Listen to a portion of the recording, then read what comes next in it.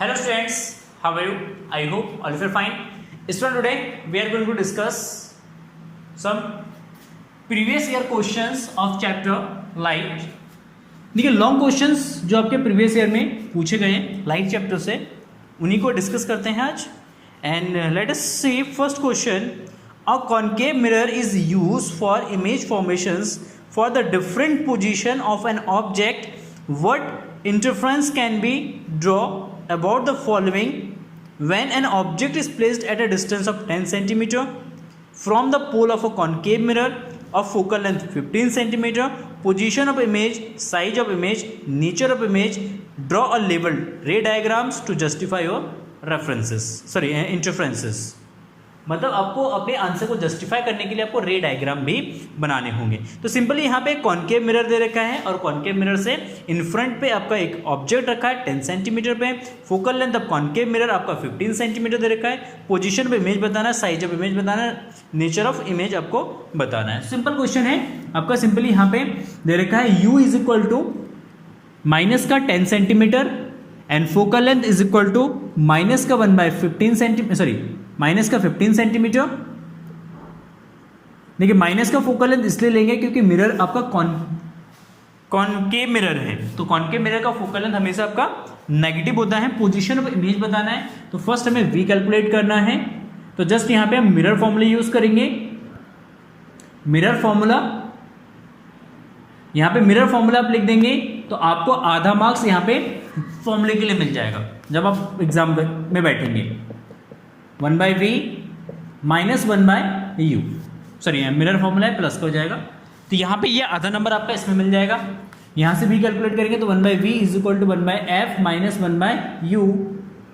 तो just 1/f minus का 1/15 plus का 1/15 क्योंकि माइनस और माइनस प्लस हो जाएगा 15. तो इसका एलसीएम हो जाएगा आपका सिंपली 30. तो 15 टू जा 30 एंड 10 3 जा 30. तो यह 1/30 1/v then v is equal to what 30 centimetre. कितना जाएगा 30 सेंटीमीटर. इट मीन्स इमेज जो आपका बनेगा वो कैसा बनेगा, वर्चुअल बनेगा क्योंकि बिहाइंड द मिरर बनना है. सेकंड केस में यहाँ पे नेचर ऑफ इमेज बताना है, सॉरी साइज ऑफ इमेज बताना है. साइज ऑफ इमेज इसके लिए ऑब्जेक्ट की हाइट नहीं गिवन है तो जस्ट हम क्या करते हैं मैग्निफिकेशन निकाल देते हैं. सेकंड केस में हम मैग्निफिकेशन निकालेंगे. मैग्निफिकेशन आपका just magnification m is equal to h by h या h नॉट ले लेते. h nought is equal to height of image that is equal to minus v upon u. तो यहां से जाएगा h इज इक्वल टू देखिए minus v is equal to 30 divide by u is equal to minus का 10 into h nought. इसको divide करें 3 that is 3h not. मतलब आपका इमेज जो है वो 3 गुना बनेगा. कितना गुना बनेगा 3 गुना बनेगा. नेचर कैसा हुआ इसका, nature of image is virtual and erect होगा. वर्चुअल एंड इरेक्ट होगा. यहाँ पे माइनस से माइनस कैंसिल हो जाएगा. ठीक है, इरेक्ट हो जाएगा. And enlarge the object and it's forms behind the mirror. रे डायग्राम बनाएंगे सिंपली. तो जस्ट ये आपका रे डायग्राम बनेगा. तो ये आपका फोकल, ये आपका सेंटर ऑफ कर्वेचर. देखिए फोकल है 15 सेंटीमीटर है, इमेज 10 सेंटीमीटर के डिस्टेंस पर रखा है. मतलब ये पोल एंड फोकस के बीच में है इस पॉइंट पे. तो एक रेज लेते हैं या एक रेज लेते हैं प्रिंसिपल फोकस से. After refraction it goes through the principal axis के पैरेलल जाएगा. एक रेज लेते हैं फोकस पोल से. तो जो पोल पे इंसिडेंट होगा वो जितने एंगल पे इंसिडेंट होगा उतने ही एंगल पे रिफ्लेक्ट हो जाएगा. इसको बैकवर्ड मीट करते हैं तो यहाँ पे किसी पॉइंट पे ये इंटरसेक्ट करेगा. तो यहाँ पे आपका इमेज बनेगा. ठीक है, तो दिस इज अ रे डायग्राम. इस तरीके से आप इसका रे डायग्राम भी फॉर्म कर सकते हैं. कहीं से भी 2 रेज ले सकते हैं, कोई दिक्कत नहीं है. बहुत ही सिंपल सा क्वेश्चन है. चलिए एक क्वेश्चन और देखते हैं इसमें सिंपली. ठीक है, तो ये आपका क्वेश्चन बन जाएगा 3 नंबर का या 5 नंबर का. इसमें क्वेश्चन आपका 3 मार्क्स में पूछा गया. तो यहाँ पे इतना क्वेश्चन आप करेंगे तो आपको 3 मार्क्स मिल जाएंगे. 1 मार्क्स रे डायग्राम के लिए, ठीक है ना, 1 मार्क्स आपके v को कैलकुलेट करने के लिए एंड 1 मार्क्स जो है आपका नेचर एंड मैग्निफिकेशन कैलकुलेट करने का 1 मार्क्स हो जाएगा. तो इस तरीके से मार्क्स का डिस्ट्रीब्यूशन होता है. ठीक है ना, एक एक पार्ट्स करेंगे एक एक पार्ट्स के आपके मार्क्स मिलेंगे। ठीक, तो बहुत ही सिंपल होता है मार्क गेन करना बोर्ड में, जस्ट आपको स्टेप बाय स्टेप क्वेश्चन करना होता है। नेक्स्ट क्वेश्चन है, a refractive index of a medium X with respect to medium Y is 2/3।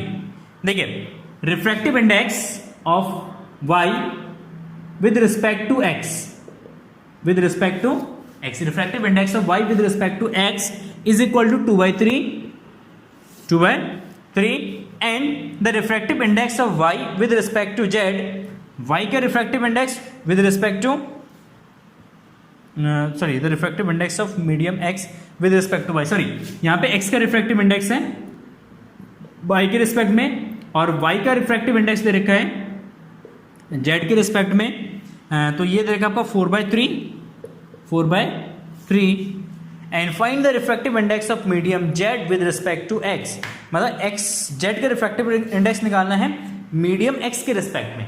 किसके रिस्पेक्ट में? मीडियम x के रिस्पेक्ट में। तो refractive index of z with respect to x is equal to 1 by formula होता है 1 bye ये जो z y and y into y and x, तो 2/3 into 4/3, तो आएगा 9/8, कितना आएगा 9/8 आ जाएगा।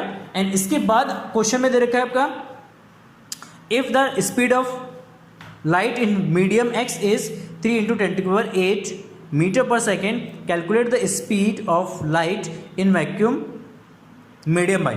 मीडियम बाई में इसका रिफ्रैक्टिव क्या निकालना है, जस्ट क्वेश्चन में दे रखा है, if the speed of light in medium x is 3 × 10⁸ metre per second, then calculate the speed of light in medium Y. Medium Y में लाइट की स्पीड निकालना है, तो सिंपली देखिए यहाँ पे जस्ट अब अगर आइडेंटिफाई कर पाए यहाँ पे, तो x मीडियम जो है आपका एयर है, क्योंकि एयर में लाइट की स्पीड 3 × 10⁸ मीटर पर सेकेंड होता है।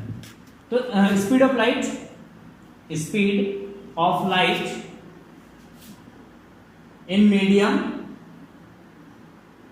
बाई में स्पीड की लाइट हो जाएगा, देखिए x एंड y, x के रिस्पेक्ट में y का रिफ्रैक्टिव इंडेक्स, x के रिस्पेक्ट में y का रिफ्रैक्टिव इंडेक्स ये हो जाएगा सिंपली, देखिए C/V, C/V, तो यहां से v कैलकुलेट करेंगे तो v इक्वल हो जाएगा C/x एंड y, तो 1/x and y is equal हो जाएगा C × y and x, just उसका रेसिप्रोकल हो जाएगा कि y के रिस्पेक्ट में x का रिफ्रैक्टिव इंडेक्स। हमेशा देखिए एयर के रिस्पेक्ट में ग्लास का refractive index is equal to क्या होता है, 1/, में ग्लास के रिस्पेक्ट में एयर का रिफ्रैक्टिव इंडेक्स, इसका रेसिप्रोकल होता है, ये जाएगा। तो c है 3 × 10⁸ into y and x, आपको कितना दे रखा है 2/3, 3 से 3 कैंसिल हो जाएगा, तो 2 × 10⁸ मीटर पर सेकेंड, ये आपका आंसर हो जाएगा। ठीक है, तो इस तरीके से लाइट चैप्टर से आपके क्वेश्चंस पूछे जाते हैं बोर्ड एग्जाम में। ठीक है, तो आई होप आपको ये क्वेश्चन समझ में आ गया होगा। अगर आपको क्वेश्चन समझ में नहीं आया है, किसी क्वेश्चन में आपको डाउट है, तो आप कमेंट सेक्शन में पूछ सकते हैं, जल्दी से आप पूछ लीजिए कमेंट सेक्शन में।